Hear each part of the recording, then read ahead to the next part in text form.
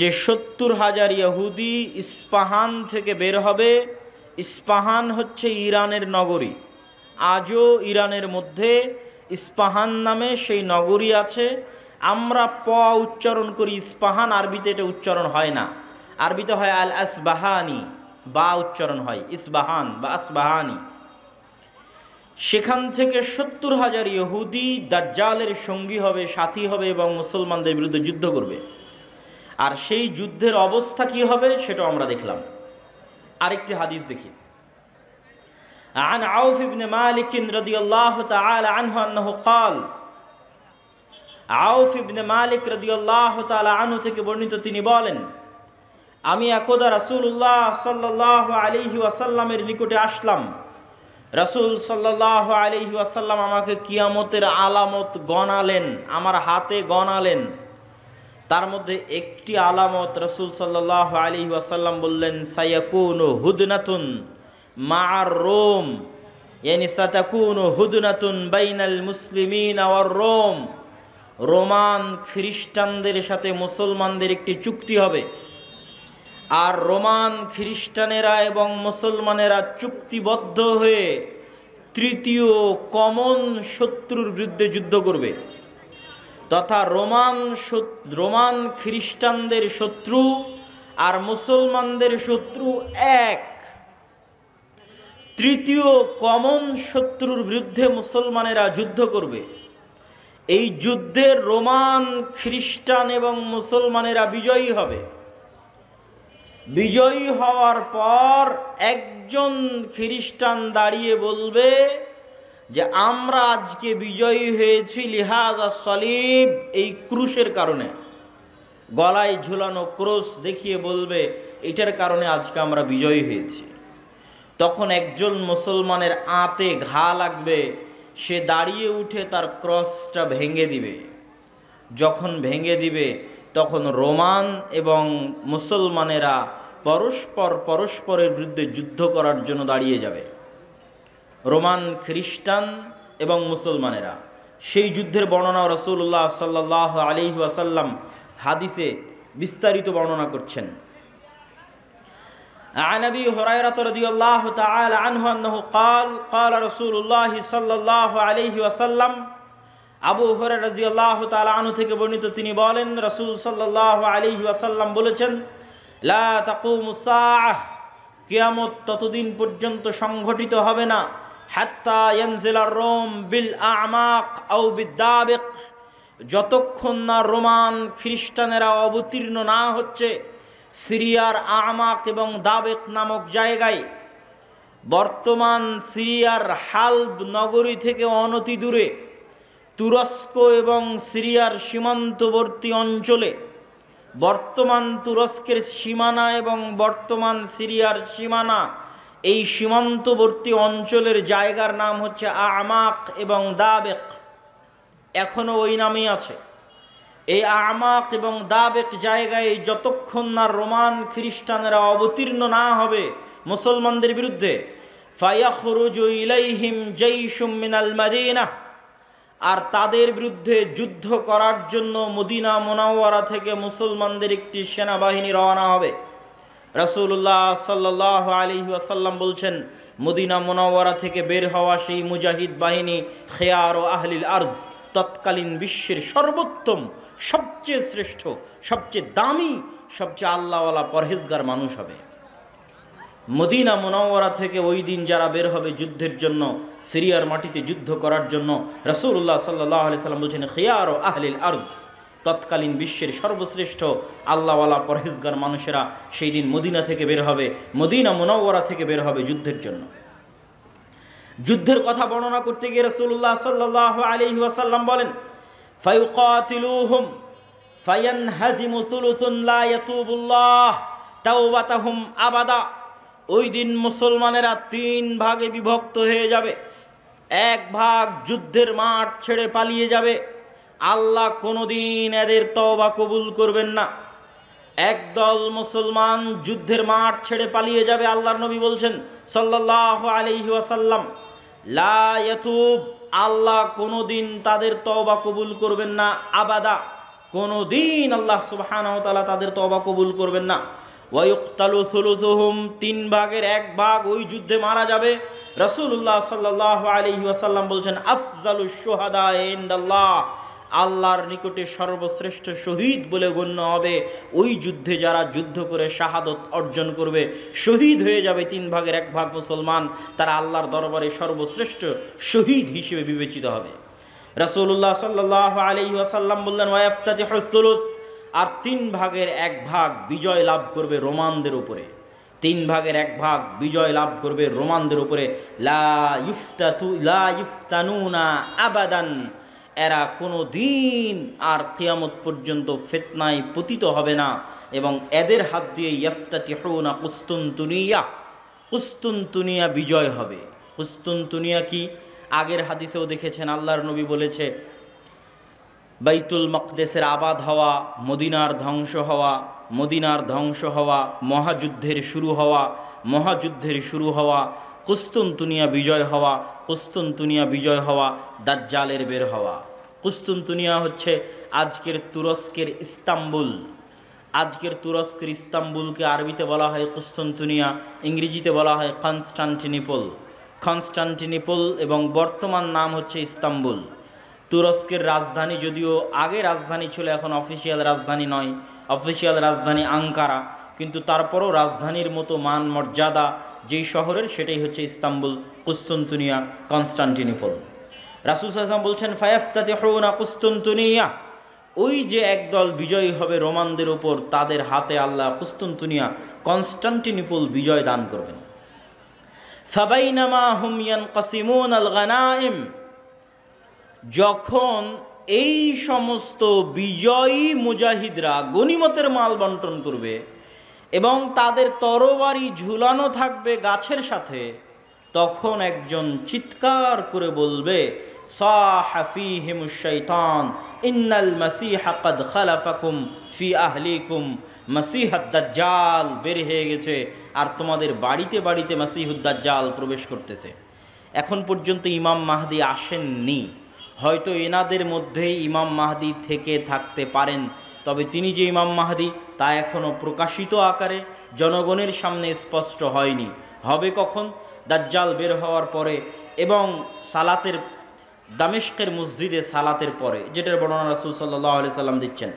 ফায়াখরুজুন ওয়া যালিকা বাতিল, শয়তানের এই মিথ্যা কথা শুনে তারা তরবারি নিয়ে দৌড়ে এগিয়ে যাবে কোথায়? মাসীহুদ দাজ্জাল, তার বিরুদ্ধে যুদ্ধ করার জন্য। ফাইদা জাউ শাম, তারা আস্তে আস্তে দেমাস্কে চলে আসবে। দেমাস্কের মসজিদে তারা কাতারবদ্ধ হয়ে সালাতের জন্য দাঁড়াবে। ইদা উকিমাতিস সালাত, যখন সালাতের ইকামত দেওয়া হবে, ফায়ানজিলু ঈসা ইবনু মারিয়াম, তখন আসমান থেকে ঈসা ইবনু মারিয়াম অবতীর্ণ হবেন। ফাআম্মাহুম ফাইদা রাআহু আদুউল্লাহ যাবা কামা ইয়াযুবুল মিলহ ফিল মা, ঈসা ইবনু মারিয়াম অবতীর্ণ হবেন ওই মসজিদে, এবং তারপরে মুসলমানেরা দাজ্জালের বিরুদ্ধে যুদ্ধ করার জন্য রওনা দিবে। এবং মসজিদে আকসার পাশে, জেরুজালেমের পাশে লুদ নামক, বাবুল লুদ, লুদ নামক দরজায় ঈসা আলাইহিস সালাতু ওয়াস সালামকে দেখে মাসীহুদ দাজ্জাল লবণ যেভাবে পানিতে দিলে গলে যায় সেভাবে গলতে থাকবে, এবং তার গলে শেষ হওয়ার আগেই, তার গলে শেষ হওয়ার আগেই রাসূল সাল্লাল্লাহু আলাইহি ওয়াসাল্লাম বলছেন ফালাউ তারাকাহু লানযাব হাত্তা ইয়ানহালিক, যদি ঈসা ইবনু মারিয়াম তাকে ওই অবস্থায় রেখে দিতেন তাহলে সে গলে ধ্বংস হয়ে যেত। হাত্তা ইয়াহলিক ওয়ালাকিন ইয়াকতুলুহুল্লাহ বিয়াদিহি ফায়ুরিহিম দামাহু ফি হারবাতিহি, কিন্তু আল্লাহ সুবহানাহু ওয়া তাআলা চান যে ঈসা ইবনু মারিয়ামের মাধ্যমে সে নিহত হোক, এই জন্য ঈসা ইবনু মারিয়াম তাকে হত্যা করবেন এবং দাজ্জালের রক্ত জনগণকে দেখাবেন। সম্মানিত উপস্থিতি, আরেকটি ব্যতিক্রম ধর্মী হাদিস, সেই হাদিসটা বলে আমরা আমাদের সংক্ষিপ্ত ব্যাখ্যার দিকে এগিয়ে যাব ইনশাআল্লাহ। আবু হুরায়রা রাদিয়াল্লাহু তাআলা আনহু থেকে বর্ণিত, তিনি বলেন রাসূল সাল্লাল্লাহু আলাইহি ওয়াসাল্লাম বলছেন সামি'তুম বিমাদিনাতিন জানিবুম মিনহা ফিল বার ওয়া জানিবুম মিনহা ফিল বাহর, তোমরা একটি শহরের কথা শুনেছ যেই শহরের এক সাইডে সমুদ্র এবং আর এক সাইডে মাটি। রাসূলুল্লাহ সাল্লাল্লাহু আলাইহি ওয়াসাল্লামের উত্তরে সাহাবীগণ বললেন জি আমরা শুনেছি। রাসূল সাল্লাল্লাহু আলাইহি ওয়াসাল্লাম বলছেন, লা তাকুমুস সাআহ হাত্তা ইয়াগযুহা ৭০,০০০ মিন বনি ইসহাক, ততক্ষণ পর্যন্ত কিয়ামত হবে না যতক্ষণ না বানু ইসহাকের ৭০,০০০ মানুষ তাদের বিরুদ্ধে যুদ্ধ না করছে। আর তারা সেই দিন যুদ্ধ করবে ওই শহর বিজয়ের জন্য। আর ওই শহর বিজয়ের জন্য ফালাম ইউকাতিলু বিসালাহ, কোনো অস্ত্রপাতি লাগবে না ওই শহর বিজয় করতে। ওয়ালাম ইয়ারমু বিসাহমিন, কোনো তীর নিক্ষেপ করা লাগবে না ওই শহর বিজয় করতে। ক্বালু লা ইলাহা ইল্লাল্লাহু আল্লাহু আকবার, তারা শুধু আল্লাহু আকবার ধ্বনি দিবে, তাকবীর ধ্বনি দিবে। ফায়াসকুতু আহাদু জানিবাইহা, ওই শহরের একটি প্রাচীর ধসে পড়ে যাবে। তারপরে দ্বিতীয়বার যখন তারা তাকবীর ধ্বনি দিবে তখন শহরের আরেকটি প্রাচীর ধসে পড়ে যাবে। তারা তৃতীয়বার যখন তাকবীর ধ্বনি দিবে তখন শহরের আরেকটি প্রাচীর ধসে পড়ে যাবে। ফাইফাররাজু লাহুম ফায়াদখুলুহা, তারা বিজয়ী বেশে ওই শহরে প্রবেশ করবে। ফায়াগনামু ফাবাইনাহুমা ইয়াকতাসিমুনাল মাগানিম, যেই মুহূর্তে তারা বিজয়ী বেশে শহরে প্রবেশ করবে আর গনিমতের মাল বন্টন করবে, তখন শয়তান চিৎকার করে বলবে, তোমাদের ঘরে দাজ্জাল প্রবেশ করে গেছে। সম্মানিত উপস্থিতি, পরপর আমরা 4টা হাদিস দেখলাম। এই 4টা হাদিস এক একজন এক একভাবে ব্যাখ্যা করতে পারে। আমি আগেও বলেছি যে যতদিন এই জিনিসগুলো না ঘটবে ততদিন এই জিনিসগুলোর প্রকৃত ব্যাখ্যা কেউ জানবে না। কিন্তু আমার কাছে সংক্ষিপ্তভাবে যেটা মনে হয়েছে যে উমরান ও বাইতুল মাকদেস আবাদ হওয়া, কেউ কেউ ব্যাখ্যা করে এই যুগের যে বাইতুল মাকদেস আবাদ হওয়া মানে ইহুদিরাই জেরুজালেম দখল করে নিবে এবং সেখানে বিশাল রাজধানী প্রতিষ্ঠা করবে। প্রতিষ্ঠা করার মাধ্যমে সে এটা পৃথিবীর একটি জাঁকজমকপূর্ণ একটা বিশাল বড় শহর, লন্ডন দুবাইয়ের মতো একটা বড় শহরে পরিণত হয়ে যাবে জেরুজালেম, যেটা থাকবে তাদের হাতে, আমাদের হাতে নয়। কেউ বলেছেন এটা। আর আমার কাছে সংক্ষিপ্তভাবে মনে হয়েছে যে উমরান ও বাইতুল মাকদেস আবাদ হওয়া মানে মুসলমানদের হাতেই বাইতুল মাকদেস থাকবে এবং মুসলমানেরাই বাইতুল মাকদেস বিজয় করবে এবং সেখানে সালাত সিয়াম সকল কিছু বাস্তবায়ন হবে এবং বাইতুল মাকদেস মুসলমানদের হাতে আগেই বিজয় হবে, তথা যে ঘটনাগুলো পরবর্তীতে সংঘটিত হচ্ছে সেগুলোর আগেই মুসলমানদের হাতে বাইতুল মাকদেস থাকবে। কখন থাকবে আল্লাহ সুবহানাহু ওয়া তাআলা ভালো জানেন। এবং বাইতুল মাকদেসের বিজয় হওয়া মানে মদিনার ধ্বংস হওয়া কি? হয়তো মদিনা অনাবাদ হয়ে যেতে পারে, মদিনার যে শান শওকত সেই শান শওকতে কমতি আসতে পারে, যে কোনো কারণে আসতে পারে। যেহেতু মুসলমানেরা বাইতুল মাকদেস ফিরে পেয়েছে সেহেতু বাইতুল মাকদেস কেন্দ্রিক মুসলমানদের নতুন কিছু তৈরি হতে পারে। যেমন উমাইয়া খেলাফাত আমলে যখন আবদুল্লাহ ইবনে জুবাইরের হাতে মক্কা এবং মদিনা ছিল, তখন উমাইয়া খলিফারা মক্কা মদিনা জিয়ারত করতে না পারার কারণে তারা তাদের সকল ধন সম্পদ খরচ করত বাইতুল মাকদেসের পিছনে। তথা এই মসজিদকে কেন্দ্র করে মুসলমানদের একটা ব্যস্ততা, শহর বন্দর সকল কিছু গড়ে উঠবে এই শহরকে কেন্দ্র করে এবং মদিনা অনাবাদ হয়ে যাবে। মদিনা অনাবাদ হয়ে গেলে যুদ্ধ শুরু হবে। কোন যুদ্ধ? যেই যুদ্ধ আমরা আলোচনা করলাম, এই যুদ্ধকে রাসূল সাল্লাল্লাহু আলাইহি সাল্লাম বলছেন আল মালহামা আল কুবরা। এবং এই যুদ্ধের বর্ণনা দিতে গিয়ে অন্য হাদিসে রাসূলুল্লাহ সাল্লাল্লাহু আলাইহি ওয়াসাল্লাম বলেছেন যে এই যুদ্ধে এত বেশি পরিমাণ মানুষ মারা যাবে যে একটা উড়ন্ত পাখি যদি আকাশে উঠতে থাকে তাহলে উড়তে উড়তে সে ক্লান্ত হয়ে যাবে, কিন্তু লাশের সারি সে উড়ে শেষ করতে পারবে না, এত বেশি পরিমাণ মানুষ মারা যাবে এই যুদ্ধে। আর এই যুদ্ধের পরপরই কুস্তুনতুনিয়া বিজয় হবে। মানে আজ তো ইস্তাম্বুল মুসলমানদের হাতে আছেই। হাদিসের ভাষায় বোঝা যায় যে ইস্তাম্বুল একদিন মুসলমানদের হাতে থাকবে না। আজ আছে কিন্তু একদিন থাকবে না। তথা আজকের যে তুরস্ক, এটা আজকে মুসলমানদের হাতে থাকলেও হাদিস প্রমাণ করছে যে দাজ্জাল যেই মুহূর্তে বের হবে ওই মুহূর্তে কনস্টান্টিনোপল, ইস্তাম্বুল, তুরস্ক মুসলমানদের হাতে নাই, থাকবে না। তথা সেটা মুসলমানেরা যে কোনো সময় হারিয়ে ফেলতে পারে, অদূর ভবিষ্যতে, নিকট ভবিষ্যতে। আল্লাহ সুবহানাহু ওয়া তাআলা ভালো জানে কখন হারিয়ে ফেলবে, কেন না হারালে বিজয় কিসের? আর যেই বিজয়ের কথা রাসূল সাল্লাল্লাহু আলাইহি সাল্লাম বলছেন এই বিজয় নিকটে, কিয়ামতের নিকটবর্তী, দাজ্জাল বের হওয়ার পূর্ব মুহূর্তের বিজয়।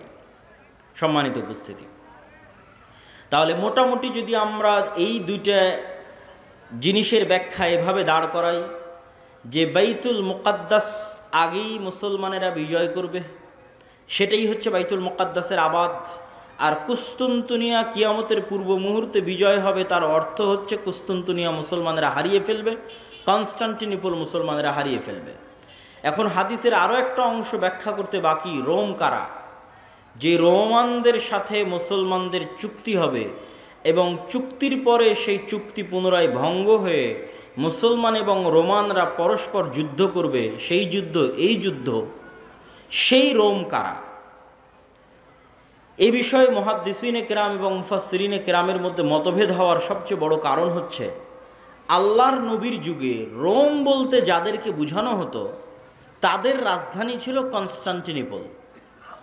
আল্লাহর নবীর যুগে, মানে যেই সময়ে আল্লাহর নবী এই হাদিস বলতেছেন, ওই সময়ে রোম বলে যাদের বোঝানো হতো তাদের রাজধানী তুরস্কের ইস্তাম্বুল, কনস্টান্টিনোপল। এবং মুসলমানেরা এটা কোনোদিনই বিজয় করতে পারেনি। মুসলমানেরা এটা বিজয় করেছে অনেক পরে, আজ থেকে 500 অথবা 600 বছর আগে। উসমানীয় খেলাফত আমলে মুসলমানেরা বিজয় করেছে, না উমাইয়া খেলাফত আমলে, না আব্বাসী খেলাফত আমলে কোনোদিন বিজয় হয়নি। ক্রুসেডের যুদ্ধ হয়েছে, তখনও মুসলমানেরা ইস্তাম্বুল বিজয় করতে পারেনি।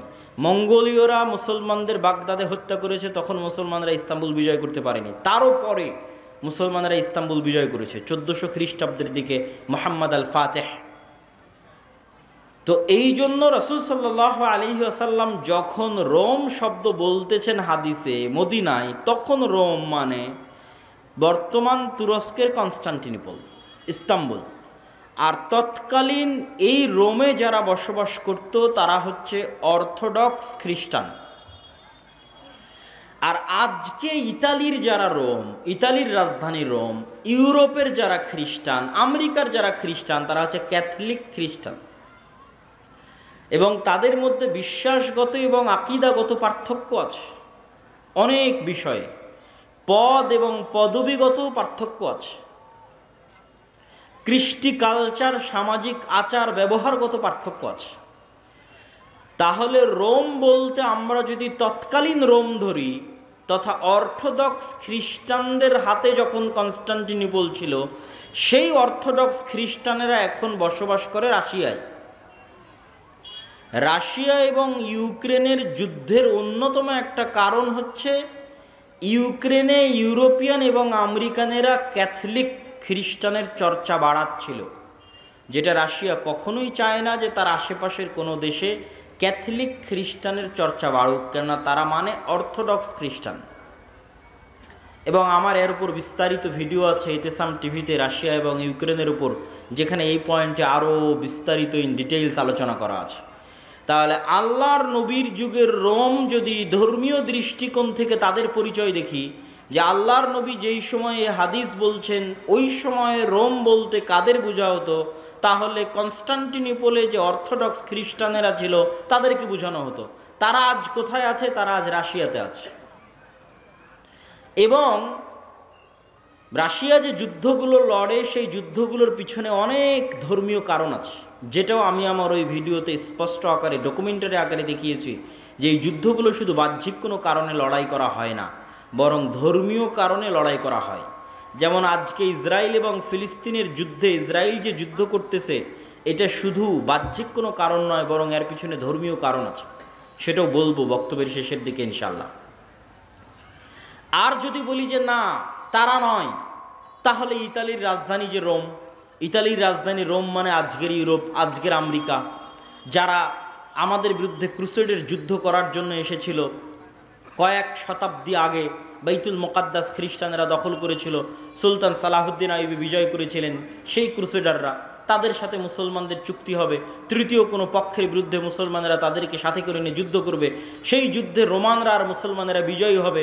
তারপরে রোমানদের একজন বলবে ক্রুশের কারণে বিজয়ী হয়েছিলাম, এক মুসলমান উঠে ভেঙে দিবে, তখন আবার তারা পরস্পর মুখোমুখি দাঁড়িয়ে যাবে। আর এই যুদ্ধ হচ্ছে মালহামা, যেটা সিরিয়াতে হবে। আজকের যে ফিলিস্তিন, আজকের যে ইসরায়েল, এগুলোও সিরিয়া, আজকের যে জর্ডান, এগুলোও সিরিয়া, সেই যুদ্ধ হবে সিরিয়াতে। আর ওই যুদ্ধে মুসলমানদের হেডকোয়ার্টার হবে গোতা নামক জায়গায়, যে গোতা নামক জায়গাটি হচ্ছে সিরিয়ার রাজধানী দামেস্ক থেকে অনতি দূরে। আর সেই যুদ্ধে রোমানদের হেডকোয়ার্টার হবে আমাক এবং দাবেক নামক জায়গায়, যা বর্তমান সিরিয়া এবং তুরস্কের সীমান্তবর্তী অঞ্চলে এখনও সেই নামে সেই জায়গা পরিচিত এবং জানা যায়। সম্মানিত উপস্থিতি, আজকে দাজ্জালের যে লম্বা হাদিস আছে সেই লম্বা হাদিস থেকেও দুই একটা পয়েন্ট বলে এই মাটি এই অঞ্চলের গুরুত্ব বোঝানোর আজকের এই পর্বের আলোচনার আমরা শেষের দিকে চলে যাব ইনশাআল্লাহ। দাজ্জালের হাদিস আপনারা সকলেই জানেন, কিন্তু সেই হাদিসে যে জায়গাগুলোর কথা দাজ্জাল বলেছে আমরা সেটাই একটু সংক্ষিপ্তভাবে তুলে ধরব। আপনারা তামিম আদ-দারি রাদিয়াল্লাহু তাআলা আনহুর বিখ্যাত হাদিস, যদি শ্রদ্ধেয় শাইখ আব্দুর রাজ্জাক বিন ইউসুফ তার বক্তব্য শুনে থাকেন তাহলে শুনতে আরও মজা লাগবে, কিন্তু আমি শুধু ব্যাখ্যা করব যে ওখানে দাজ্জাল যে জায়গাগুলোর কথা বলে ওই জায়গাগুলো কী এবং কোথায়। তো তামিম আদ-দারি রাদিয়াল্লাহু তাআলা আনহু তারা নৌকা নিয়ে সফরে বের হয়েছিলেন, 1 মাস সমুদ্রের মধ্যে ঘুরপাক খেতে থেকেছেন।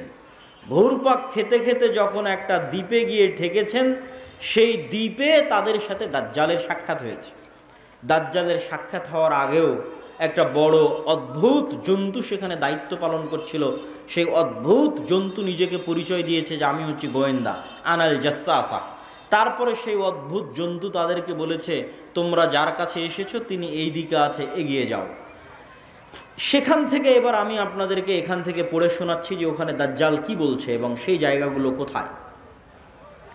দাজ্জাল বলছে, জিজ্ঞেস করছে, আসআলুকুম আন নাখলিহা আন নাখলি বাইসান আখবিরুনি আন নাখলি বাইসান। বাইসান নামক খেজুর বাগান সম্পর্কে আমাকে তোমরা সংবাদ দাও। কুলনা আন আইয়ি শানিহা তাস্তাখবির। বাইসান নামক খেজুরের বাগান সম্পর্কে তুমি কি জানতে চাও? আসআলুকুম আন নাখলিহা, বাইসান নামক খেজুর বাগানে এখন খেজুর হয় কিনা এ বিষয়ে আমাকে জানাও। হাল ইউসমির আমলা।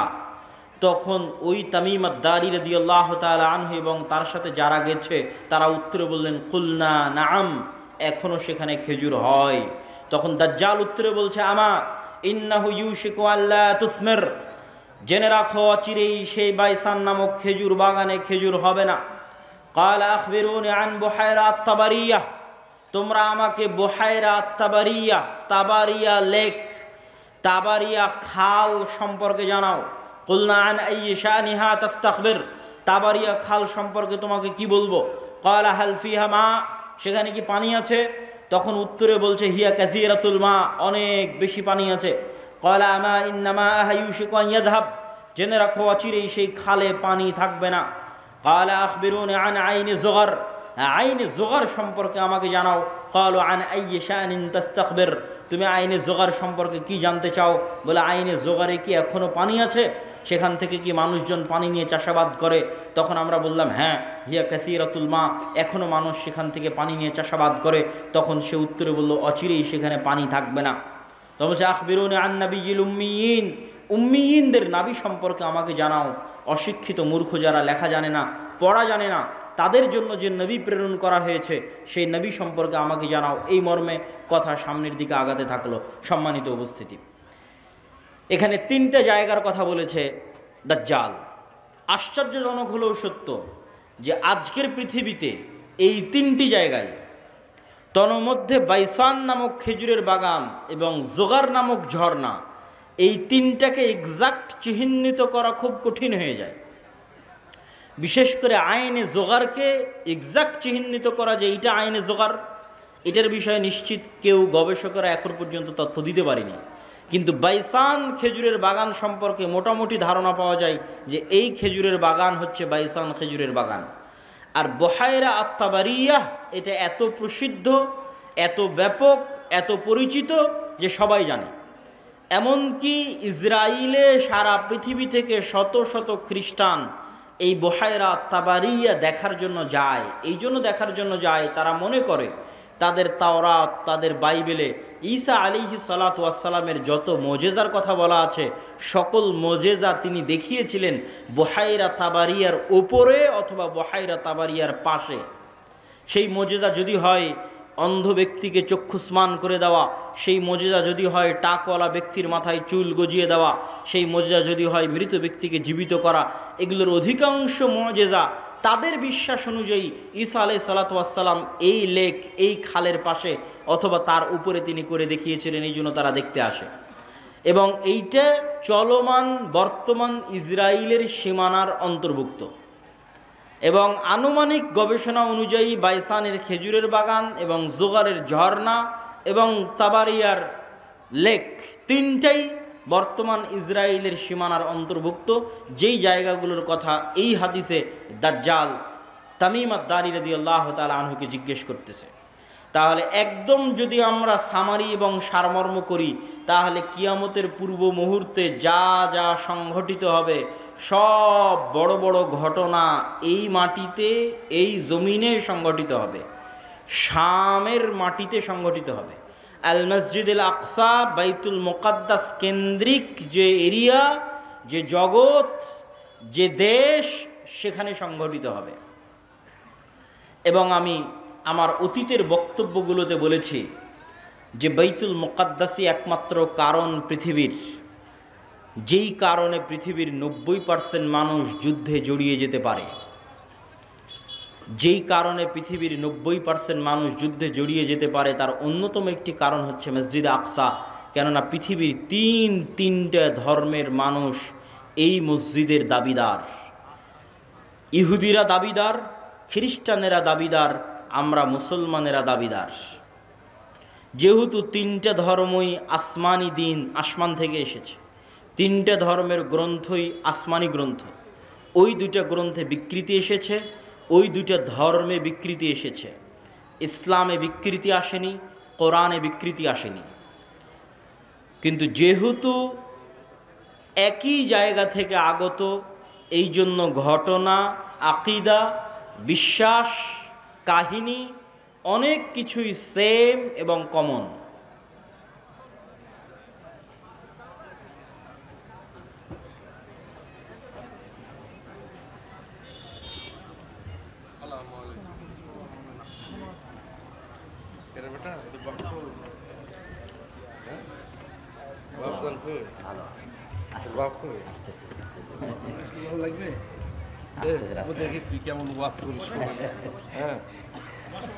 তো সম্মানিত উপস্থিতি,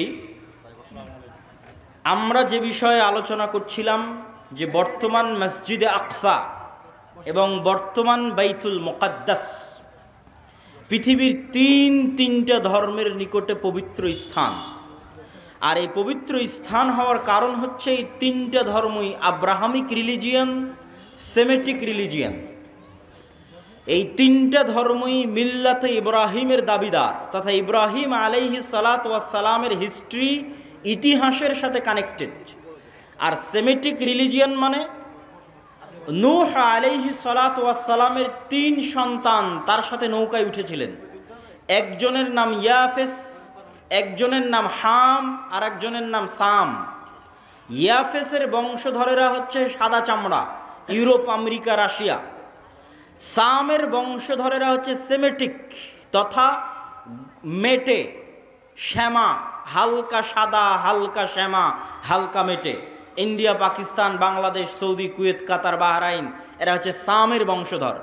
হাম হচ্ছে আফ্রিকান, টোটাল আফ্রিকান এরিয়া হচ্ছে নূহ আলাইহিস সালামের সন্তান হামের বংশধর। তো পৃথিবীতে আল্লাহ যত নবী পাঠিয়েছেন সকল নবী সামের বংশে পাঠিয়েছেন। সামের বংশে ইব্রাহিম আলাইহিস সালাতু ওয়াস সালাম। এই জন্য একটা মজার জিনিস, যারা অনলাইনে আমাদের দেখছেন তারা মনে রাখতে পারেন যে কালার ডিসক্রিমিনেশনের শিকার যারা হন ইউরোপ এবং আমেরিকায়, গায়ের রঙের কারণে ডিসক্রিমিনেশনের শিকার হওয়া, বৈষম্যের শিকার হওয়া, কেননা তাদের মধ্যে একটা আভিজাত্য বোধ কাজ করে যে আমি হচ্ছি সাদা চামড়ার, আর এশিয়া থেকে যারা এসেছে তারা সাদা চামড়ার নয়। আপনি দীর্ঘদিন থাকলে এই জিনিসটা ভিতর থেকে অনুভব করতে পারবেন, এই বৈষম্য। তো এইটা আপনারা মজার জিনিস জেনে রাখতে পারেন যে ইউরোপ, আমেরিকা তারা যতই সাদা চামড়ার হোক, তারা যেই নবীকে সম্মান করে, শ্রদ্ধা করে, সেই নবী সাদা চামড়ার ছিলেন না। মানে ঈসা আলাইহিস সালাতু ওয়াস সালাম, ঈসা আলাইহিস সালাতু ওয়াস সালামের গায়ের রং আর আমার নবী মুহাম্মদ সাল্লাল্লাহু আলাইহি ওয়াসাল্লামের গায়ের রং এক। মানে শ্যামা, মেটে, সাদা চামড়ার সাদা নয়। তথা গোটা ইউরোপ এবং আমেরিকার মানুষ যেই নবীর অনুসারী, যেই নবীর মূর্তি তাদের গির্জায় বানিয়ে রেখেছে, যেই নবীর মা মারিয়াম আলাইহা সালাতু ওয়াস সালামের মূর্তি তাদের গির্জায় বানিয়ে রেখেছে, তারা কেউই সাদা চামড়ার ছিলেন না। এই জন্য বলেছি সেমেটিক রিলিজিয়ান। তথা আল্লাহ সুবহানাহু তাআলা সামের বংশে সকল নবী দিয়েছে, ইব্রাহিমের বংশে পরবর্তী সকল নবী পাঠিয়েছে। পৃথিবীর তিনটে ধর্ম ইব্রাহিম আলাইহিস সালাতু ওয়াস সালামের মিল্লাতের দাবিদার। এর কিছু কমন উদাহরণ আপনাকে দিই। ইব্রাহিম আলাইহিস সালাতু ওয়াস সালামকে আমরা বলি ইব্রাহিম, তারা বলে আব্রাহাম। ইব্রাহিম আলাইহিস সালাতু ওয়াস সালামের ছেলে ইসহাককে আমরা বলি ইসহাক, তারা বলে আইজ্যাক, আইজ্যাক নিউটন। যিনি আইজ্যাক তিনি ইসহাক। ইসহাক আলাইহিস সালাতু ওয়াস সালামের ছেলেকে আমরা বলি ইয়াকুব আলাইহিস সালাতু ওয়াস সালাম, তারা বলে জ্যাকব। যিনি জ্যাকব তিনি ইয়াকুব। ইয়াকুব আলাইহিস সালাতু ওয়াস সালামের ছেলে ইউসুফ আলাইহিস সালাতু ওয়াস সালামকে আমরা বলি ইউসুফ, তারা বলে জোসেফ। সেন্ট জোসেফ স্কুল মানে হজরত Yusuf school. There is no difference, কোনো পার্থক্য নাই। যদি আপনি বলেন সেন্ট জোসেফ স্কুল, তাহলে ওরা আপনি যে ইউসুফকে জানেন তাকে উদ্দেশ্য করছে, যে হজরত ইউসুফ আলাইহিস সালাতু ওয়াস সালাম স্কুল। এভাবে আমরা যাকে বলছি দাউদ আলাইহিস সালাতু ওয়াস সালাম, তারা তাকে বলছে ডেভিড। জাস্ট নামের উচ্চারণের পার্থক্য, কিন্তু ঘটনার মধ্যে মিল আছে। আমরা বলছি নূহ, তারা বলছে নোয়াহ। ঘটনার বর্ণনা ধারা বিবরণীতে কিছুটা পার্থক্য আছে, কিন্তু মূল ঘটনাগুলো একই। তথা আদম এবং হাওয়ার যে ঘটনা কোরআনে বর্ণনা করা আছে, কাছাকাছি ঘটনা।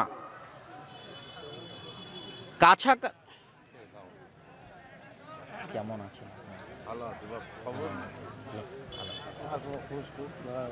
অনেকদিন দেখা সাক্ষাৎ, বাইরে গেছিলাম তো ইংল্যান্ডে, ওখান থেকে মাস্টার্স করে আসলাম।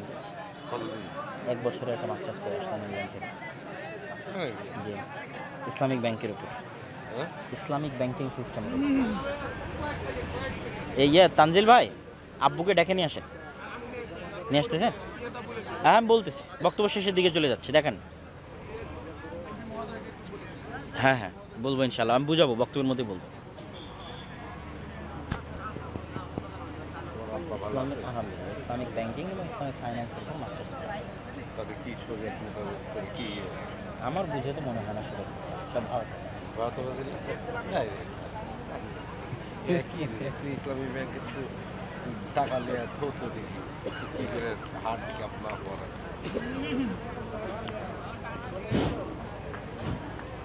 সম্মানিত উপস্থিতি, তো আমরা আলোচনা করছিলাম ইহুদি, খ্রিস্টান এবং ইসলাম, এই তিনটা ধর্ম আব্রাহামিক রিলিজিয়ান।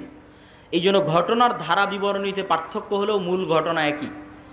তথা তাওরাত এবং ইঞ্জিলে আজও লেখা আছে যে মানুষ বানর থেকে তৈরি হয়নি, মানুষ আদম আলাইহিস সালাম থেকে তৈরি হয়েছে। আমরা বলছি আদম, তারা ওভাবেই বলতেছে। আমরা বলছি হাওয়া, তারা বলছে ইভ। হাওয়া আলাইহিস সালাতু ওয়াস সালামের নামটা চেঞ্জ হয়ে গেছে, ঘটনা একই। আমরা যেমন আমাদের কোরআনে মহাপ্লাবনের ঘটনা আছে নূহ আলাইহিস সালাতু ওয়াস সালামের, কাছাকাছি ওই রকমই মহাপ্লাবনের ঘটনা আজও তাওরাত এবং ইঞ্জিলে আছে। ঘটনার ধারা বিবরণীতে পার্থক্য হতে পারে, কেন ওগুলো বিকৃত হয়ে গেছে। ঠিক তেমনি কুরবানির কথা, ইব্রাহিম আলাইহিস সালাম তার সন্তানকে কুরবানি করছেন, এই কথা তাওরাত জাবুর ইঞ্জিলেও আছে।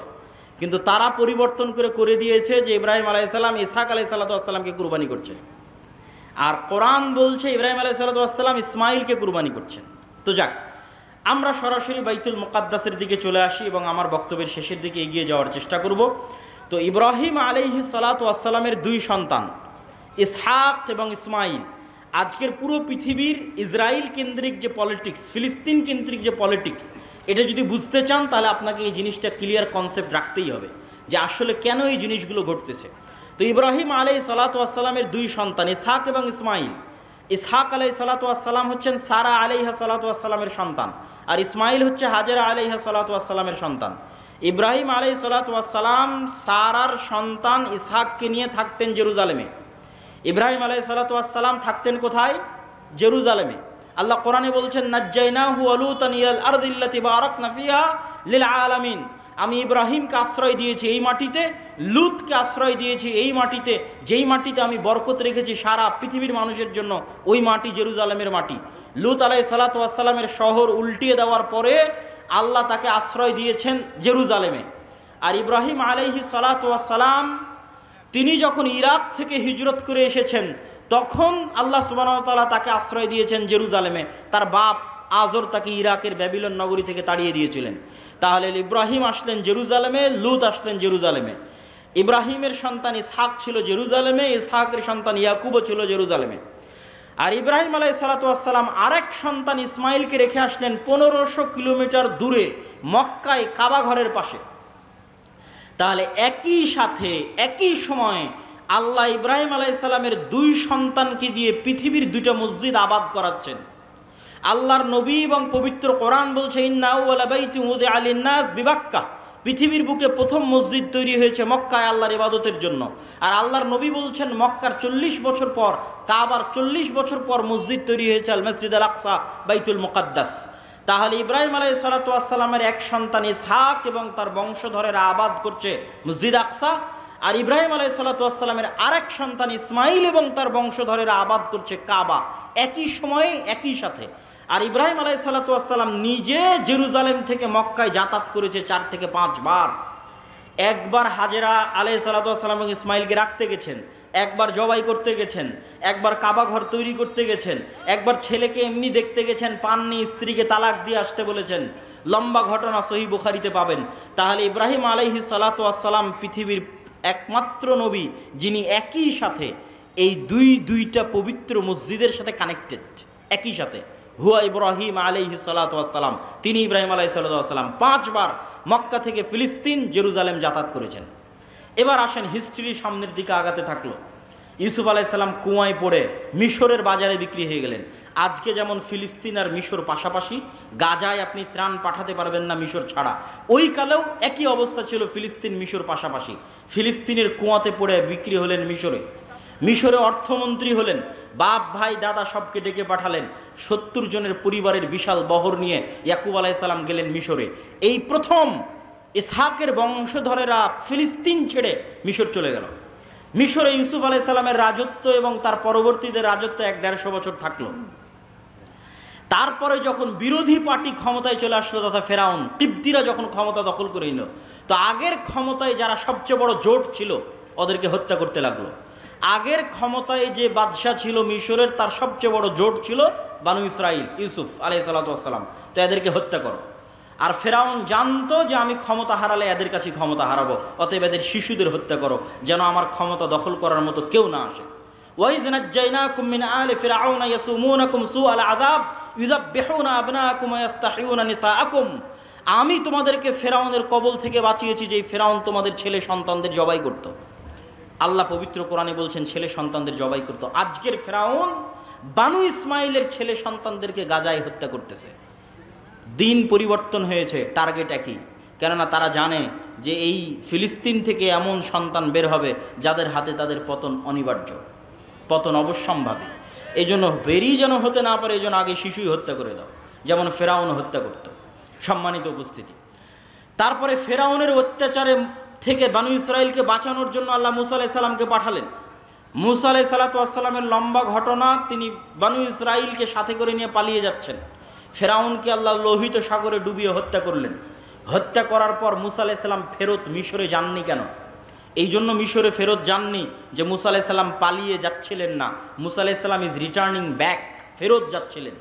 কোথায় ফেরত যাচ্ছিলেন? 400 বছর আগে ওনার বাপদাদা ইয়াকুব এবং ইয়াকুবের সন্তান 70 জন এবং ইউসুফ ওই যে জেরুজালেম ছেড়ে মিশরে আসছে, ওই জেরুজালেম বাপদাদার আদিভিটা, সেখানে ফিরে যাচ্ছিলেন।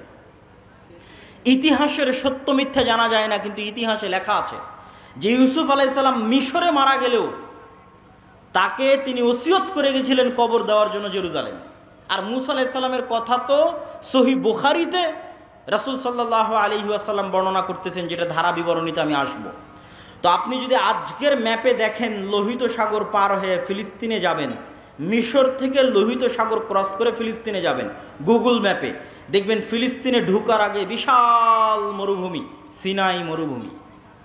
আর ওই ফিলিস্তিনে তখন বসবাস করত তৎকালীন বিশ্বের সবচেয়ে শক্তিশালী গোত্র, তাদের নাম আমালেকা গোত্র।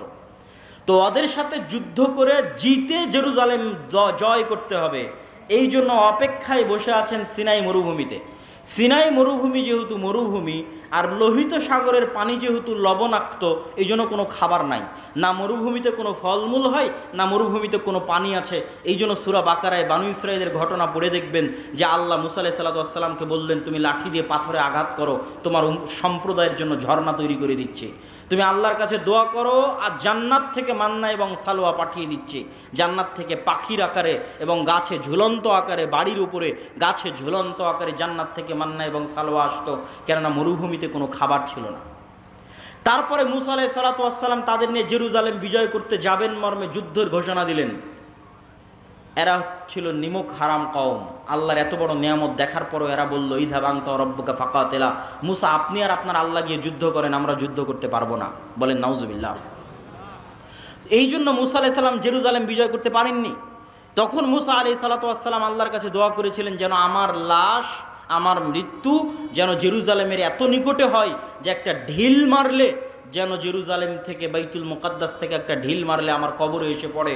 মুহাম্মদ সাল্লাল্লাহু আলাইহি ওয়াসাল্লাম বুখারীর হাদিসে বলছেন, আমি যদি আজ ফিলিস্তিনে থাকতাম তোমাদের দেখাতাম যে কোথায় মুসা আলাইহিস সালাতু ওয়াস সালামের কবর আছে। সম্মানিত উপস্থিতি, তারপরে ধারা বিবরণী আমি সংক্ষিপ্ত আকারে আজকের পর্যন্ত আপনাকে আমি বুঝিয়ে দিচ্ছি। তারপরে ইউশা বিন নুনের মাধ্যমে জেরুজালেম বিজয় হলো। আমার আগের বক্তব্য শুনে দেখবেন, আল্লাহ জেরুজালেম বিজয়ের দিন সূর্যকে থামিয়ে দিয়েছিলেন। সূর্যকে থামিয়ে দিয়ে ইউশা বিন নুন জেরুজালেম বিজয় করেছিলেন। তারপরে আস্তে আস্তে আস্তে আস্তে দাউদ এবং সুলাইমান আলাইহিস সালাতু ওয়াস সালাম আসলেন। দাউদ এবং সুলাইমান আলাইহিস সালাতু ওয়াস সালাম পৃথিবীর সবচেয়ে বড় রাজত্ব জেরুজালেমে কায়েম করলেন। সুলাইমান আলাইহিস সালাম দ্বিতীয়বার মসজিদ আকসা নির্মাণ করালেন জিনদেরকে দিয়ে। আর পৃথিবীর অত শক্তিশালী, অত বড় রাজত্ব পৃথিবীতে আগে আর কোনোদিন হয়নি, পরেও কোনোদিন হবে না, সেটা কায়েম হলো জেরুজালেমে। তারপরে দাউদ এবং সুলাইমানের পরে আস্তে আস্তে চলে আসলেন ঈসা আলাইহিস সালাতু ওয়াস সালাম। ঈসা আলাইহিস সালাতু ওয়াস সালামের মা মারিয়াম কোন মসজিদের খাদেম ছিলেন? মসজিদ আকসার খাদেম ছিলেন। ঈসা আলাইহিস সালাতু ওয়াস সালাম কোন শহরে জন্ম নিয়েছেন? এই জেরুজালেম, এই নগরীতে জন্ম নিয়েছেন। এই জন্যই তো আপনি খ্রিস্টানদের যদি বলেন তোমাদের গোটা দুনিয়া দিয়ে দিব, ইউরোপ আমেরিকা, জেরুজালেম দিব না, তাহলে হবে না। কেননা এখানে তারা যাকে নবী বলে শ্রদ্ধা করছে তার স্মৃতি এই শহরে আছে। ঈসা আলাইহিস সালাতু ওয়াস সালামের স্মৃতি এই শহরে আছে। ঈসা আলাইহিস সালামের আম্মা মারিয়াম আলাইহিস সালাতু ওয়াস সালামের স্মৃতি এই মসজিদে আছে। আর ইহুদিদের স্মৃতি আছে এই যে মুসা, দাউদ, সুলাইমান, তাদের লম্বা স্মৃতি বললাম। ইয়াহইয়া এবং জাকারিয়া আলাইহিস সালাতু ওয়াস সালাম এই শহরেই ছিলেন। ঈসা আলাইহিস সালাতু ওয়াস সালাম দিয়ে আল্লাহ বানু ইসরাইলের নবী দেওয়া বন্ধ করে দিলেন। ওই যে ইসহাক আলাইহিস সালাতু ওয়াস সালাম থেকে শুরু হয়ে গোটা দুনিয়ার হিস্ট্রি আপনাকে 5 মিনিটে বলে দিলাম। ঈসা আলাইহিস সালাতু ওয়াস সালামে এসে আল্লাহ বানু ইসরাইলের নবী পাঠানো স্টপ। ওই যে এবার 5000 বছর যাবত ইব্রাহিমের আর এক সন্তান, তার সন্তানেরা আবাদ করতেছে মক্কায় কাবা, 1000 বছর যাবত আবাদ করতেছে। আল্লাহ ওটাকে সেভ রেখেছিলেন। পৃথিবী আল্লাহ সুবহানাহু ওয়া তাআলা কীভাবে ফাংশন করবেন এটা তার পূর্ব পরিকল্পিত, পূর্ব প্ল্যান। সেই ফাংশন করার জন্য ইব্রাহিম আলাইহিস সালাতু ওয়াস সালামের এই সন্তানে মাত্র একজন নবী আল্লাহ সুবহানাহু ওয়া তাআলা পাঠিয়েছেন। তিনি হচ্ছেন আমাদের নবী মুহাম্মদ সাল্লাল্লাহু আলাইহি ওয়াসাল্লাম, যিনি মক্কায় আসলেন। মক্কায় এসে তিনি নবীর দাবি করলেন এবং হেরাক্লিয়াসের দরবারে আবু সুফিয়ানকে জিজ্ঞেস করা হলো যে মুহাম্মদ সাল্লাল্লাহু আলাইহি ওয়াসাল্লামের পূর্বে কি আর কেউ নবী দাবি করেছিল? আবু সুফিয়ান বলল, না, মুহাম্মাদের পূর্বে মক্কায় আর জীবনে কোনোদিন কেউ নবী দাবি করেনি। হেরাক্লিয়াস বলল, যদি বলতে যে তার পূর্বে কেউ নবী দাবি করেছিল তাহলে আমি বলতাম দেখা দেখি নবী দাবি করছে। যেহেতু পূর্বে কেউ নবী দাবি করেনি, অতএব ভাবতে হবে যে মুহাম্মদ সাল্লাল্লাহু আলাইহি ওয়াসাল্লাম কেন নবী দাবি করছেন। তুমি আমাকে বলো, ওই মক্কায় মুহাম্মদ সাল্লাল্লাহু আলাইহি ওয়াসাল্লামের পূর্বে কেউ কি রাজা বাদশাহ ছিল? আবু সুফিয়ান বলছে, না, কেউ তো রাজা বাদশাহ ছিল না। 1000 বছর যাবৎ আমরা জানি না যে এই বংশে, এই অঞ্চলে কোনোদিন রাজত্ব ছিল, বরং আজীবন এরা রোমান এবং পারস্য এম্পায়ারের অধীনে তাদের জীবন কাটেছে। ওখানে কোনোদিন রাজত্ব তৈরি হয়নি, মক্কা কেন্দ্রিক কোনো রাজত্ব তৈরি হয়নি। তখন বলছে, তাহলে তো অবশ্যই ভাবতে হয়, যদি তুমি বলতে এখানে কোনোদিন রাজা ছিল তাহলে আমি বলতাম যে বাপের দেখা দেখি, বাপদাদার সম্পত্তি, বাপদাদার রাজত্ব ফিরে পাওয়ার জন্য এখন নিজে নবুয়তের দাবি করছে। যেহেতু মক্কা কেন্দ্রিক কোনোদিন রাজত্ব তৈরি হয়নি, মক্কায় কোনোদিন কেউ নবী দাবি করেনি, আবার তোমরা বলছো যে ওখানে ইব্রাহিমের সুন্নাত পাওয়া যায়, মানে হেরাক্লিয়াস স্বপ্নে দেখেছিল আরবদের মধ্যে যারা খাতনা করে। হেরাক্লিয়াস সব পাদ্রীদের ডেকে বলছে, কারা খাতনা করে? পাদ্রীরা বলল, শুধু ইহুদিরা খাতনা করে। বললাম, না, আমি স্বপ্নে দেখেছি আরবদের মধ্যে কারা খাতনা করে। আরবদের মধ্যে কেউ খাতনা করে আমি তো জানি না। তখন আবু সুফিয়ানকে ডেকে নিয়ে এসে জানা গেল মক্কার কোরাইশরা যুগ যুগ ধরে খাতনা করে আসতেছে। কেন? মক্কার কোরাইশদের আদি পিতা তো ইসমাইল আলাইহিস সালাতু ওয়াস সালাম, যিনি ইব্রাহিমের সন্তান। এটা ইব্রাহিমের সুন্নাত, মিল্লাতে ইব্রাহিমের সুন্নাত। সম্মানিত উপস্থিতি, এই জায়গায় হলো সুপারিয়রিটিতে ধাক্কা। ইহুদি এবং বানু ইসরাইলের যে সুপারিয়রিটির থিওরি, পৃথিবীর মাত্র দুটা জাতি এত ভয়ঙ্কর সুপারিয়রিটিতে বিশ্বাস করে যা পৃথিবীর আর কোনো জাতি বিশ্বাস করে না, একটা ব্রাহ্মণ আর একটা ইহুদি। হিন্দুদের মধ্যে যে 4টা গ্রুপ আছে তার মধ্যে একটা হচ্ছে ব্রাহ্মণ। তারা বিশ্বাস করে যে তারা হচ্ছে খোদার মাথা থেকে, তাদের প্রভুর মাথা থেকে সৃষ্টি হয়েছে, এই জন্য তাদের সম্মান মর্যাদা সবার উপরে, বাকি সব তাদের গোলাম। শূদ্র বৈশ্য ক্ষত্রিয় যা আছে সব তাদের গোলাম। আর এরা বিশ্বাস করে যারা আল্লাহর সন্তান, বলেন নাউজুবিল্লাহ, এরা বিশ্বাস করে আর আল্লাহর সন্তান। এবং এদের সবচেয়ে বড় গর্ব হচ্ছে যে ইব্রাহিমের সন্তান ইসহাকের বংশধর। যদিও আজকের আধুনিক বিশ্বে কোনো প্রমাণ নাই যে চলমান ইসরায়েলে যারা বসবাস করছে এরা ইব্রাহিম আলাইহিসসালাতু ওয়াসসালামের ব্লাডলি কানেক্টেড। কী জন্য প্রমাণ নাই? আমার আগের আলোচনা থেকেই দলিল পেয়ে যাবেন। আগের আলোচনায় বলেছি ইব্রাহিম আলাইহিসসালাতু ওয়াসসালাম নূহের সন্তান সামের বংশধর, না নূহের সন্তান হামের বংশধর, না নূহের সন্তান ইয়াফিসের বংশধর? কি বক্তব্য শুনলেন? কার বংশধর? সামের বংশধর। আর সেমেটিকদের গায়ের কালার কীরকম হয়? সেমেটিকদের গায়ের কালার হচ্ছে মেটে, শ্যামা, সাদা চামড়া তো ইয়াফিস। তাহলে ইউরোপ এবং আমেরিকার গায়ের চামড়া, গায়ের কালার নিয়ে এসে ফিলিস্তিনে বসে দাবি করবা যে তুমি ইসহাক আলাইহিসসালাতু ওয়াসসালামের বংশধর, ইয়াকুব আলাইহিসসালাতু ওয়াসসালামের বংশধর, দিস ইজ ইম্পসিবল। এটা হতেই পারে না, অসম্ভব। অন্তত গায়ের চামড়ায় তো মিলতে হবে, গায়ের রঙে তো মিলতে হবে। এই জন্য কোনো ঐতিহাসিক ডকুমেন্ট নাই যে তারা তার সন্তান, কিন্তু দাবি করে। তো ওই দাবির ভিত্তিতে আমরা আলোচনা করতেছি যে তাদের যে সুপারিয়রিটি থিওরি, যে আমরা আল্লাহর সন্তান এবং আমরা ইব্রাহিম আলাইহিসসালাতু ওয়াসসালামের অমুক সন্তানের পরবর্তী বংশধর, এই জন্য আমাদের জন্য দয়া, আমাদের জন্য রহমত, আর বাকি পৃথিবীর সব গোলাম। সবকে যদি আমরা মেরে হত্যা করি তবুও কোনো পাপ হবে না। ভাই, এটা বিশ্বাস করে, আল্লাহর কসম করে বলছে এটা বিশ্বাস করে, না হলে এত নিষ্ঠুর হওয়া মানুষের জন্য সম্ভব নয়। আপনি যখন বিশ্বাস করবেন যে এই সমস্ত মানুষকে হত্যা করলে আমার গুনাহ হবে না, তখনই আপনি এত নিষ্ঠুর হতে পারবেন। যে গত 10 দিনে আপনি 9-10,000 মানুষকে হত্যা করছেন, কিন্তু আপনার অন্তর কাঁপে না। কেন কাঁপে না? আপনি তো বিশ্বাসই করেন না যে গুনাহ হবে। ওই যে সুপারিয়রিটি থিওরি, সারা পৃথিবীর সব মানুষকে যদি হত্যা করে দেওয়া হয় তবুও তাদের দৃষ্টিতে তারা গুনাহগার হবে না, কেন? তারা হচ্ছে আল্লাহর সন্তান আর বাকি সব হচ্ছে গোলাম। এই হচ্ছে তাদের বিশ্বাস। এই সুপারিয়রিটি থিওরিতে সবচেয়ে বড় ধাক্কা দিয়েছে মুহাম্মদ সাল্লাল্লাহু আলাইহি ওয়াসাল্লাম। কেন?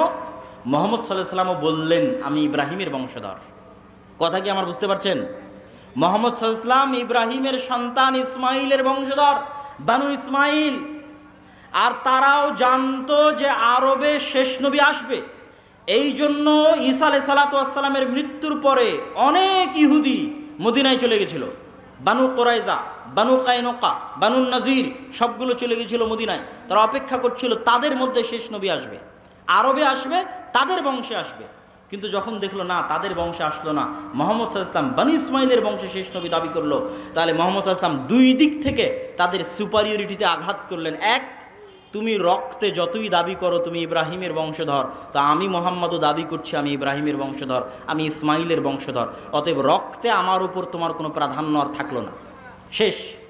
আমার উপর তোমার প্রাধান্য রক্তে থাকলো না, এই জিনিসটা তারা বুঝে গেল।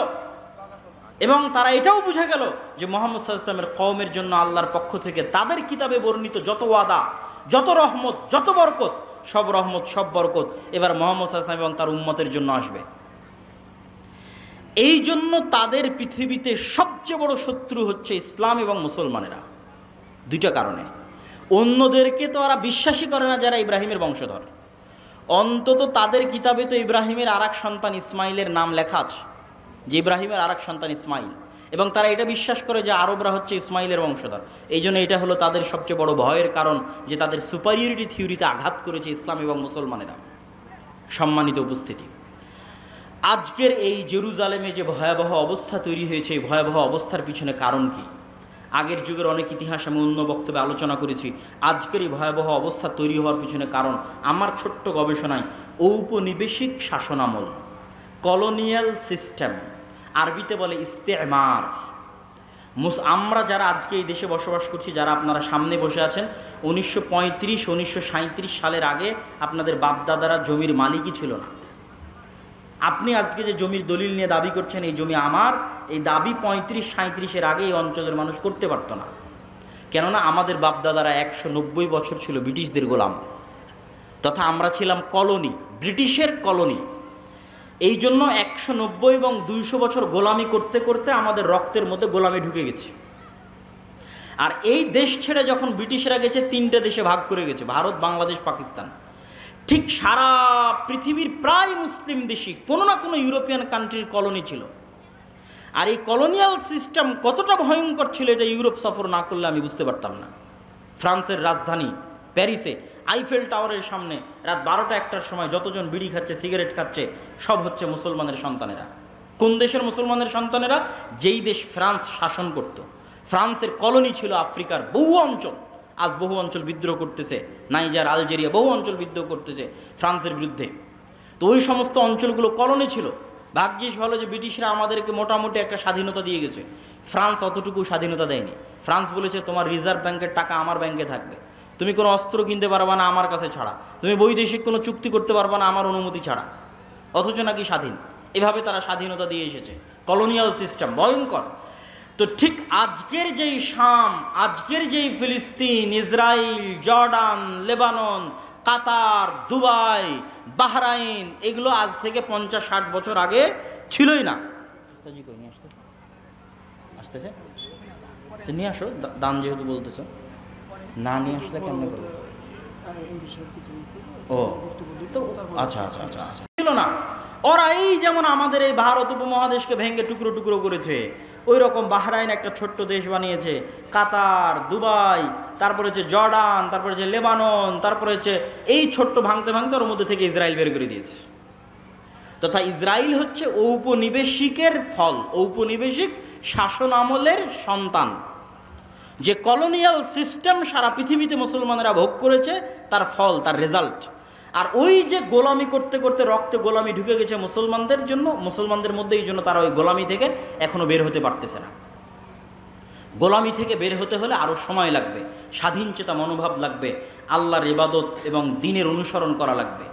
দ্বীনের অনুসরণ, আপনি বলতেছেন আপনি মসজিদ আকসা বিজয় করবেন, বাইতুল মুকাদ্দাস বিজয় করবেন, আপনি যে দেখেন তো একটা ইহুদি পরিবারের ছেলে মেয়ে কী করে, আর আজকে যারা এখানে বসে আছে এরা কী করে?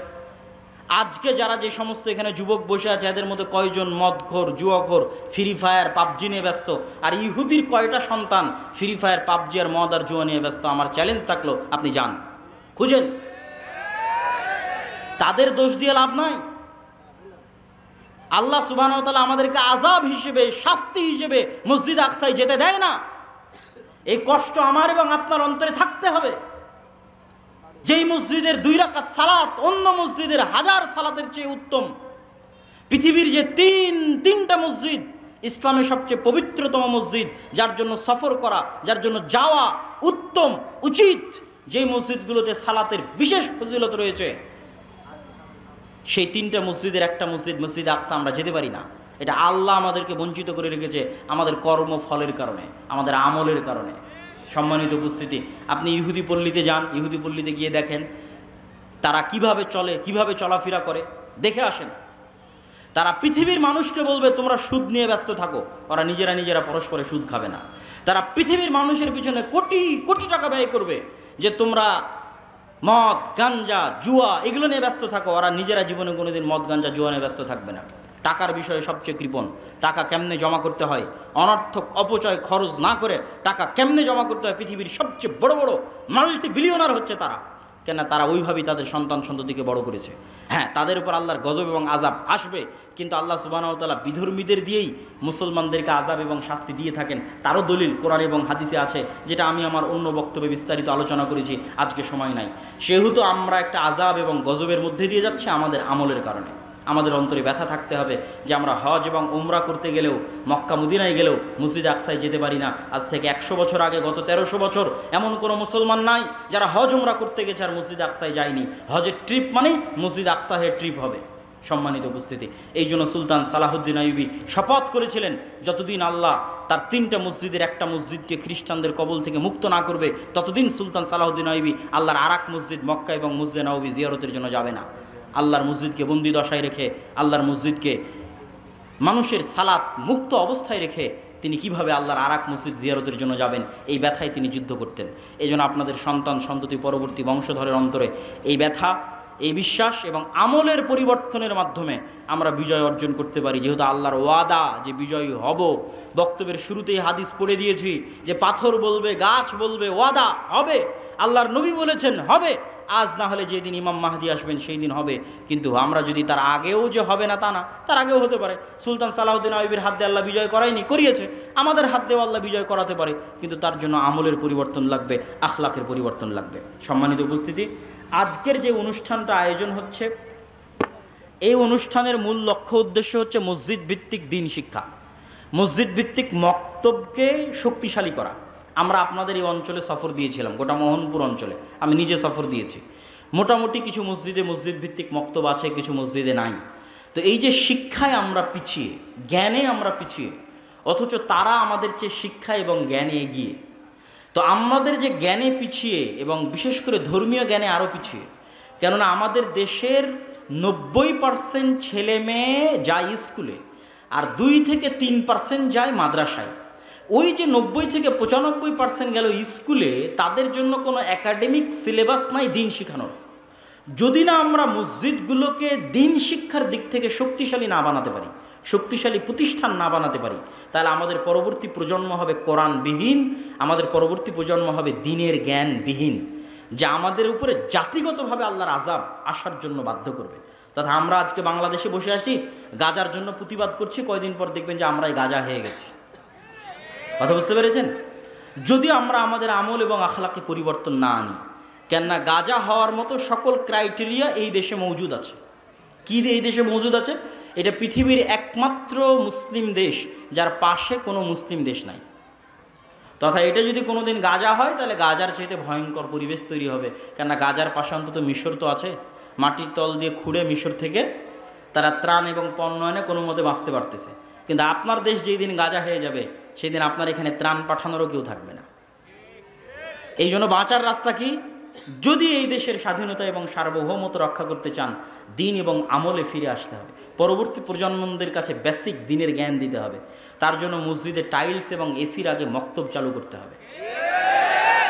আমি এমনও মসজিদ সফর করেছি যেই মসজিদে টাইলস আছে, এসি আছে, আমি রাগ করে বলেছি মসজিদে মক্তব নাই।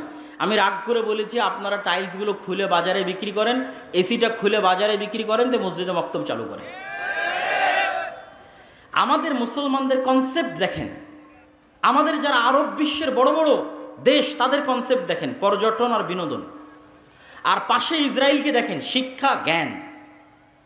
আমাদেরকে দেখেন, আমরা হচ্ছে এসি টাইলস, শিক্ষা জ্ঞানের কোনো গুরুত্ব নাই। তাহলে আমরা যদি গোলাম না হই, কারা পৃথিবীতে গোলাম থাকবে? সম্মানিত উপস্থিতি, এই জন্য আজকে আপনারা যারা এখানে উপস্থিত হয়েছেন প্রত্যেকেই আজকের এই প্রোগ্রামগুলো আমরা যেগুলো করছি, আর দাওয়া ইলাল্লাহর অধীনে এটার মূল লক্ষ্যই হচ্ছে মসজিদগুলোতে মক্তব শিক্ষা চাঙ্গা করা, মজবুত করা। তো আপনারা যারা এখানে বিভিন্ন অঞ্চল, বিভিন্ন এলাকা থেকে উপস্থিত হয়েছেন, আপনাদের যে মসজিদগুলোতে মক্তব আছে, আমাদের সিলেবাস নিয়ে যাবেন। সালাফি কনফারেন্স রাজশাহী 23 ও 24 নভেম্বর, আল জামিয়া সালাফিয়া ডাঙ্গিপাড়া পবা রাজশাহীতে আসবেন। আপনাদের মক্তবের জন্য সিলেবাস নিয়ে যাবেন, উন্নত মানের সিলেবাস। এবং মক্তবগুলোকে কেন্দ্রীয়ভাবে সেন্ট্রালি ম্যানেজমেন্ট করার জন্য আমাদের পক্ষ থেকে সার্বিক সুযোগ সুবিধা আপনাদেরকে দেওয়া হবে। আর যদি কোনো মসজিদে মক্তব বন্ধ থাকে, সেটাকে চালু করার জন্য কি কি উদ্যোগ নেওয়া যায় সেটার জন্য আপনারা যোগাযোগ করতে পারেন।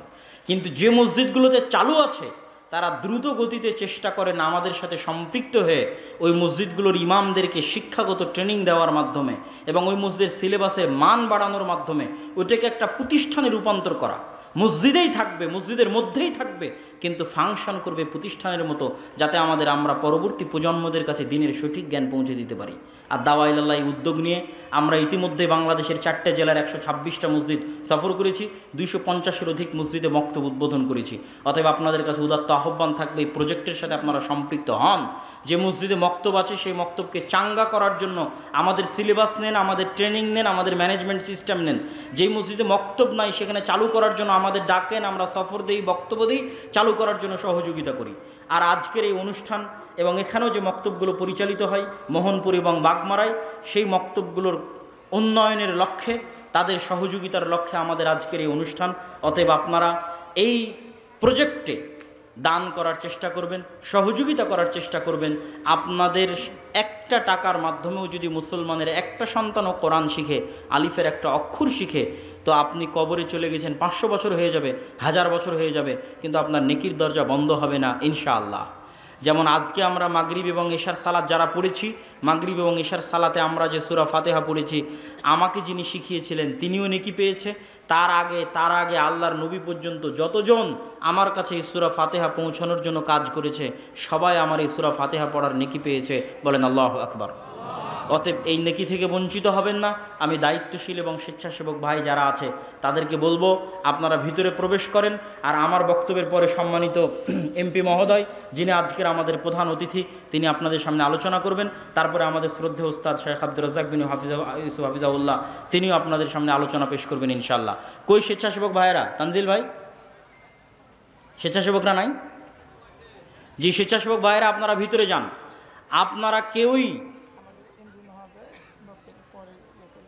না, এখনই করুক। আপনারা কেউই এই দান থেকে মুক্ত থাকবেন না, দান থেকে বিরত থাকবেন না। এমনকি যারা আমরা স্টেজে আছি তারাও চেষ্টা করব সংক্ষিপ্ত হলেও আমরা যেন এটাতে অংশগ্রহণ করতে পারি, অল্প হলেও যেন আল্লাহ সুবহানাহু ওয়া তাআলা কই নয়, তোমরা স্টেজে যারা তাদের কাছে নাও, আপনি দরকার হয় অন্যের কাছ থেকে ধার করে হলেও এই প্রজেক্টে অংশগ্রহণ করুন। 5 টাকা 10 টাকা অতি আল্লাহ সুবহানাহু ওয়া তাআলা বরকত দিবে। এবং আমরা আল্লাহ সুবহানাহু ওয়া তাআলার কাছে দোয়া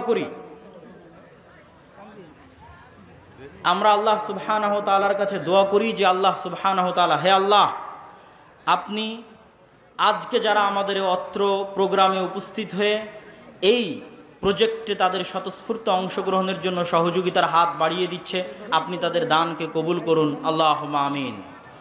এবং আমাদের ফিলিস্তিনের, হ্যাঁ দিব, আচ্ছা, আমাদের ওকে শেষ করে দিচ্ছি।